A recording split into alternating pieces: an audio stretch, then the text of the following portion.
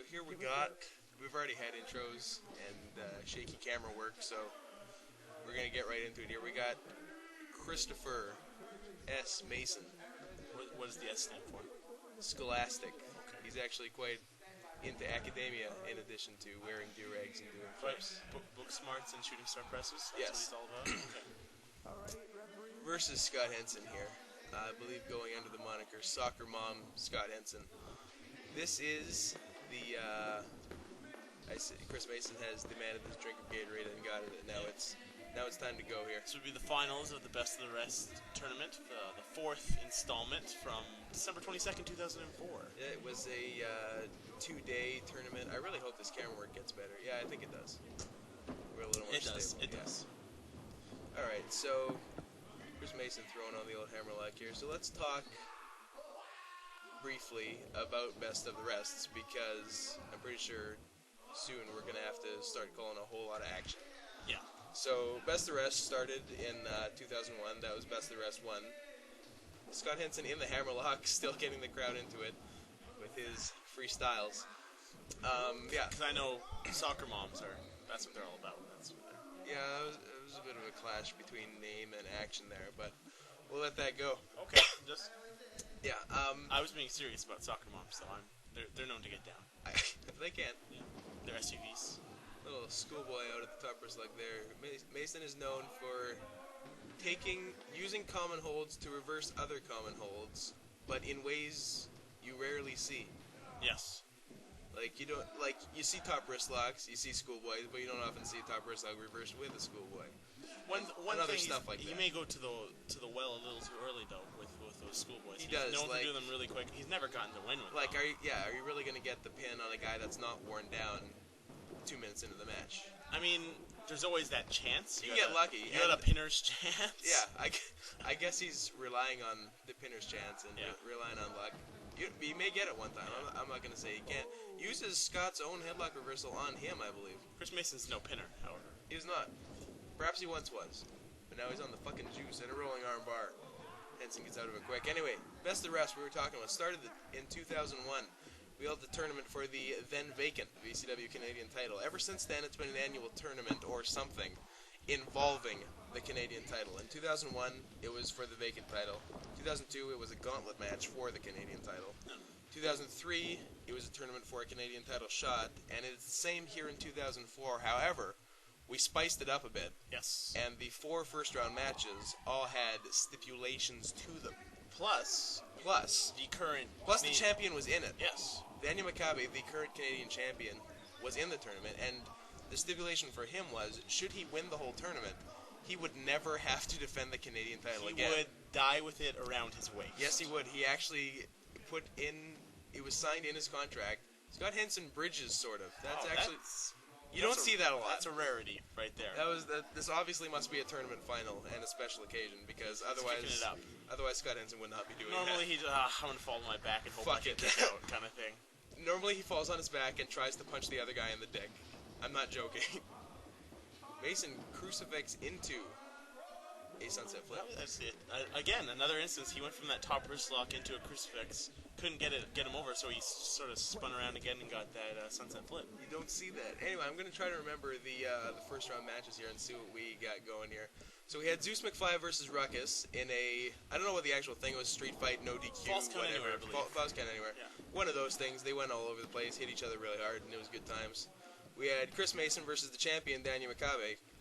Chris Mason, who obviously you see here, beat the Canadian champion in the first round in a pure wrestling rules match. Then we had Scott Henson and Psychotic Kid in a UWFV rules match. That's a shoot-style type thing. And then we had Lenny D versus Red Money in a 2 of 3 falls match. Yes. And so in the semifinals, we ended up with Chris Mason versus Zeus McFly.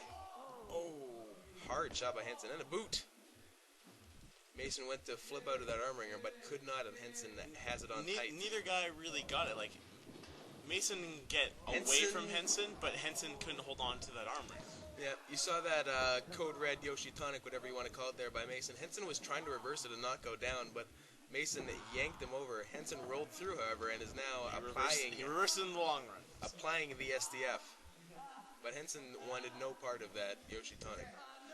Anyway, so semifinals of this tournament, we had Mason McFly. We got that B-boy style. Fucking Sitting- vertical SDF almost with the inverted chin lock. By the time the cameraman got around, he had let go. That's a shame. Mason had got out of it, and Henson still has the leg, and now just pulling on him. Still got the leg STF'd, for lack of a better term, Yeah. and he's got the one arm around him. Anyways, back to those semifinals we had. Yeah, Mason McFly ended. We didn't do stipulations for the semifinals. We just did that for the first round.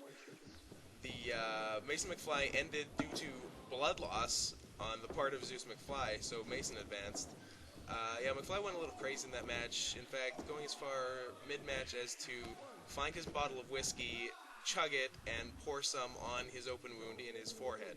Really, I don't know if it was so much blood loss as the combination of whiskey and blood got in his eyes and blinded him. Yeah, he was done for the night. He was in a lot of pain. There's a backdrop into almost a rock bottom there by Chris Mason. The other semifinal match was Scott Henson versus Lenny D, and they were, as if you've been following VCW and reading the VCW weekly newsletter, you'll know that Henson and Lenny D are full-time tag team partners and were very reluctant to want to face each other. They got out of facing each other at Death Hell. Whoa! Henson just hit Mason's own somersault snapmare, known as the Mason. Cameraman's even calling him on Mason. that one.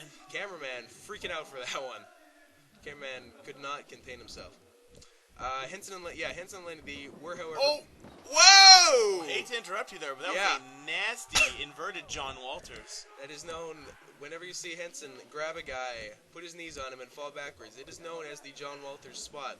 That normally it's from the back though. Henson is now like this, crossing perhaps? arms. That was boom. That was a cross-armed John Walters spot. I believe that was the first time Henson has done either of those two variations. He is, as far as I know up to this point, only done the regular John Walters spot. But here we just had back-to-back variations, devastating Chris Mason. So yeah, in the semifinal that got Scott Henson here, he and Lenny D faced each other in a match. There was no stip. They had a match. They were pretty tentative to start off, but eventually realized that. Kind of dark. Yeah, I'll cover the darkness in a minute actually, because this darkness wasn't intentional. I may actually even kick up the brightness one on the video, see if that does anything. Yeah. But yeah, Henson and Lenny were tentative to start off, and but eventually they realized that, hey, winner goes to the finals, maybe gets a Canadian title shot, so let's go for it. And it was mutually agreed upon, although both being kind of jerks, they jerked each other around a bit, but in the end it was a clean finish. Henson beat Lenny D with the well-known critical, his big lariat, and that brought Henson to the finals here against Chris Mason, and here we are. Here we are in the dark. And just In to the explain that a little bit, the place where we run these shows is a kickboxing school on the side, and the owner of said kickboxing school didn't pay. That was a Sky Twister press. That was a Sky Twister press. And big old wind up into a standing shooting star press only gets a 2 count. Good looking shooting star. As I was saying, guy who owns the facility didn't pay the electricity bill. For half. For half. We have, over where the camera is, we have the lights on. Obviously, or else we'd be seeing nothing or right else now. it'd be pitch dark. But yeah, so obviously we have some backlighting, right? But the lights over the ring, not paid for. correct. Mason reverses, well, I don't know if he reverses or that was his plan from the beginning, but it was a flying head scissors type thing into an inverted DDT. 2 count only. Not much of a pin, though. He pretty much just fell on him. Yeah.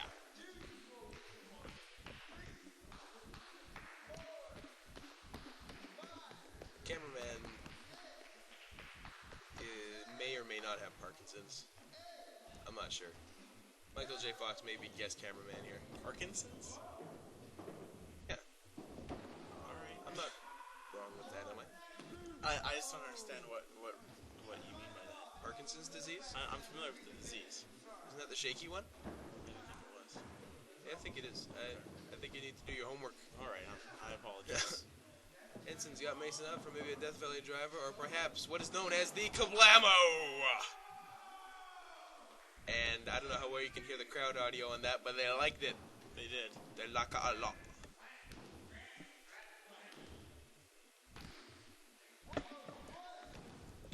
Crowd doing that slow, increasingly faster clap that is known to be heard in wrestling arenas around the country. Henson in control, going for the critical and hits him! Oh, nasty. Takes him over, folds him, if you will. Oh. Scott Henson is known as quite the folder. Scott Henson has taken a lot of heat on the message board known as the Backyard Wrestling Link for being something of a folder of men. It's not appreciated by one and all. Not necessarily, not big on folding when it comes to playing poker. I know this from experience, but... No, he's balls out when it comes to poker, and he's balls out when it comes to kicking people in the spine. Kneeing him in the side of the head. Kneeing him in the head. More kicks to the spine. Henson unloading. What can we have here? Picks him up for perhaps a power bomb. Gets him all the way back. No. Almost a gory special now without the legs hooked. Just got him, He's got him by the chin. Busts him over into the Barry White driver. Can't get enough of your love, baby. I was wondering who was going to make the first Barry White reference. I was actually going to say can't get enough of that move, baby, but also good. But you know, you got it. You did the whole voice too. Really nothing can top that. So let's just move on. It's a good move. It's a good move. It's going to take. I wouldn't be surprised if Henson finish, but he's taking his time. Taking his sweet ass time getting on him. He may regret that. Rolls him over. One. No, one. There it. Whoa! Ref out of position. Only a 1 count. Between the stall and the ref out of position, that was all it got. Mason fighting back, but Henson clearly has the advantage after that. Barry White driver, the overshoulder, well, pretty much straight up, almost thunder firepower into a pile driver. Oh, that is the screwdriver! Emerald Frozen. Emerald Frozen. Rarely seen, but often painful. 2 count. Was that Mason getting the count on Henson? Did Mason? No, I don't. I think Henson. Henson got a hand. Yeah. And Mason ducks a lariat now and hits. I wish I had a name for that. I do too. It's hard to describe. It's like a double. I really don't like calling it double wrist clutch, forced somersault into inverted DDT. It needs a name. It does. Like his nasty sidewalk slams called the Skullbuster. Yeah, that works. I like a good 3-syllable name. And Mason is going up, perhaps to finish it after that move. He's taking a lot of punishment, but he's got enough in the well for this. Phoenix splash. All his weight up on his chest. He just came down now. Oh, 2 shoulder count. up. Henson gets the outside shoulder up. Like Mason perhaps could have distributed the weight a little better on the pin. He almost lawn darted on Henson's chest. He Not came down straight down, but he sort of the momentum carried him up, so he's up on his forearms and his chest on Henson. It stayed there for a while. Yeah, he was there for a few good seconds for sure. Dueling chants now by the crowd. Henson reverses the Irish whip. Mason Wheelbarrow? with the wheelbarrow. Uh-oh. Henson catches him, drops him. Storm Cradle Driver. That's With got to the be SCD. Mason gets out of it somehow, barely. I think the cameraman was counting along with the camera. He may have been. He thought it was over. How could you blame him? I'm surprised it's not over. Lariat? Henson. No. Gets a lariat duck. Small package. And small package by Mason for No. Henson reverses. That was a dropped frame. Yes, it was. Oh! Massive shot to Mason's head. And here it is. He's got him set Critical? up. Oh, my God. takes him the fuck over. That was one of the nastiest criticals I've ever seen. Swung him around, hit him so hard. Top 5 all time, I would say. I would agree. Easy. Maybe top 3. Damn up there. It's off. Henson is finishing it with one big Blocked? lariat. Mason blocks. Roaring elbow by Mason. It hits Henson in the temple. What? Grabs him by the Chokeslam? throat. Choke slams him. If you know your VCW history.